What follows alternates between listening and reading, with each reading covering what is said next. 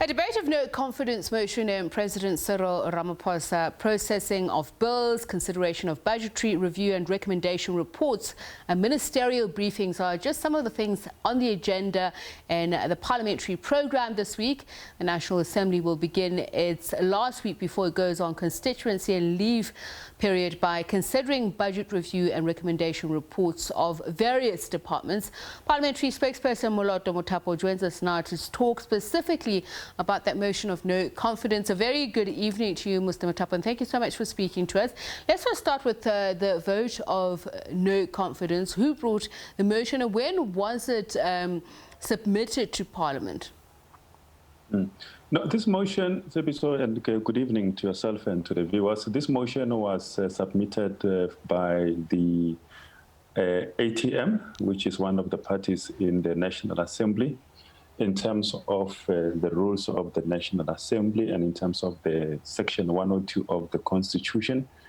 And as the rules of the Assembly states, it states that such motion, as and when it is proposed by a member of the House, must be accorded due priority, meaning that the Speaker must schedule it for a debate and voting within a reasonable period, taking into consideration the program of the Assembly, of course, also having consulted with the leader of government business in this regard. This is Mr. David Mabuza, who is the Deputy President of the Republic, and also having consulted the Chief Whip of the majority party. But the motion itself, I know you're going to ask why it has taken so long. It is that, firstly, as I've said, it must take into consideration the business of the House, the program of the House, because it was proposed in February.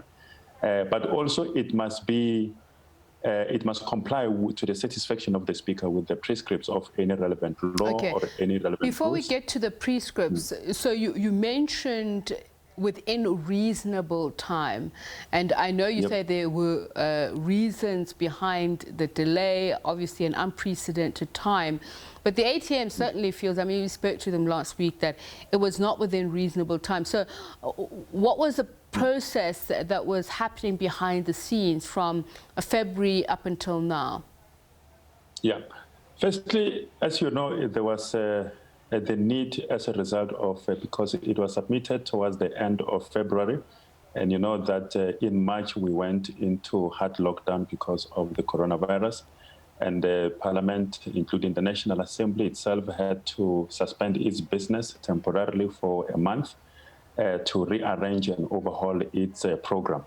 So the overhaul of the program was conducted by not by the Speaker, but by the programming committee.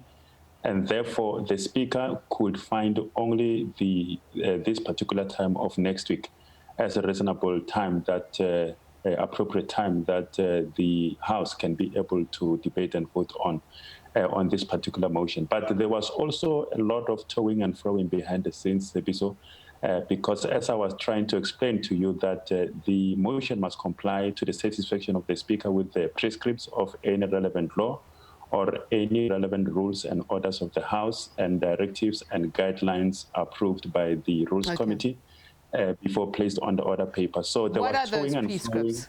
What are those prescripts?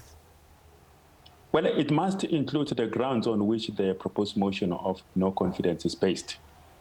If there are any, for instance, certain conduct of the President that is under question and requires the House to consider such a motion to remove him from office, such reasons, if there are any evidence, they must also be provided for the Speaker so that that motion can be in order. So the ATM had to be assisted, and it took several months for towing and froing to be able to compile their motion in a manner that is acceptable in terms of the rules.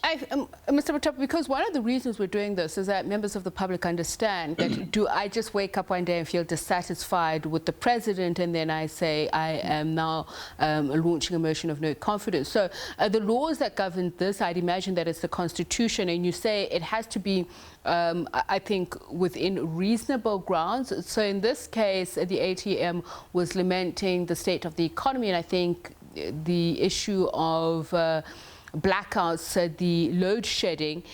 So what in particular would you have to comply with? What do you consider the process, the legal process when this is considered? Well, the standard of consideration for this particular Section 102 of the Constitution SABC is different. It's not the same as the high standard of the Section 89 of the Constitution. Remember, Section 89 of the Constitution is a very elaborate process. If you are, you must show evidence, concrete evidence that the president has engaged in some form of misconduct. It's no longer fit and proper. It's not to hold office. It's not of sound mind. It's not capacitated, lacks capacity to hold such an office. And you must prevent solid evidence to back that up. And there will be a very lengthy process, impeachment process, if you like. That's the word that is normally popular, that is normally used, that is embarked on by Parliament towards the removal of the sitting head of state. But Section 102, the standard is quite different. A member may just indicate the circumstances, the reasons, and back them with whatever evidence that is available. And the responsibility of the Speaker is to ensure that that motion is well crafted in accordance with the rules and provide such kind of information for it to be considered to be placed on the order paper of the House. So that is exactly what has happened. So this is President Cyril Ramaphosa's first motion of no confidence that he faces. But since the advent of democracy, how many have there been? Well, I've got, I've not really counted. I know that in the previous term of Parliament or the previous 2 terms of Parliament, we had quite several of them. Okay. Of course, in this 6th Parliament is the first under the presidency of Mr. Ramaphosa.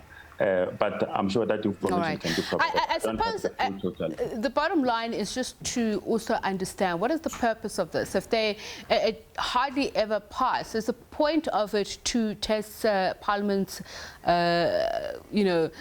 democratic procedure or the existence thereof? Because some people would ask, so you argue this, some would even say it's a waste of parliamentary resources, the country's resources. What is the point of motions of no confidence in the president? Well, as you know, that in terms of the Constitution, one of the key functions of the Parliament is to conduct oversight over the executive, is to ensure oversight, is to ensure accountability, rather, over the members of the executive, either collectively or individually. And the motion of no confidence is one of the many mechanisms that members of Parliament, in this regard, the members of the National Assembly, are employing to ensure that members of the executive, including the president and the deputy president, are held to account. Other measures will be your questions to the president and to the executive, written or oral, will be debate in the House. There will be appearance before the committee to account on the work that they are doing as departments. So this is one of the mechanisms that the members of the National Assembly are using to hold the president to account. So at any given time when they are not satisfied with the performance of the president or the conduct of the president, they will suggest such kind of a motion, and if it passes, the president must resign together with the entire executive. Thank you so much for taking the time to explain that to us. Parliamentary Spokesperson Moloto Mothapo. So when you're watching those proceedings later on in the week, you understand the laws that govern them, what stricture is applied before the motion is granted, and if it succeeds, what exactly will happen.